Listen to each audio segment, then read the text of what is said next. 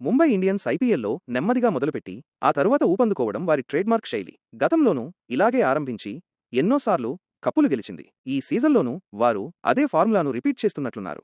మొదటి 5 మ్యాచ్లలో 4 ఓడిపోయినప్పటికీ హార్దిక్ పాండ్యా జట్టు తర్వాత అద్భుతమైన కంబ్యాక్ ఇచ్చింది. వరుసగా 4 విజయాలు సాధించి పాయింట్ల పట్టికలో 3వ స్థానానికి చేరుకోవడం వారి పోరాట పటిమను చూపిస్తుంది. ముఖ్యంగా సన్ రైజర్స్ పై వారి ప్రదర్శన అద్భుతం. సొంత గడ్డపై ఓడించడమే కాకుండా హైదరాబాద్లోనూ ఏకపక్షంగా విజయం సాధించడం వారి ఆత్మవిశ్వాసాన్ని పెంచుతుంది. ముంబైలో కొంచెం పోటీ ఇచ్చిన సన్ రైజర్స్ హైదరాబాద్లో పూర్తిగా తేలిపోయింది. మరోవైపు వరుస ఓటములతో సన్ రైజర్స్ పరిస్థితి దారుణంగా ఉంది. 8 మ్యాచ్లలో 6వ ఓటమితో వారు చివరి స్థానం కోసం చెన్నై సూపర్ కింగ్స్తో పోటీ పడాల్సి వస్తోంది.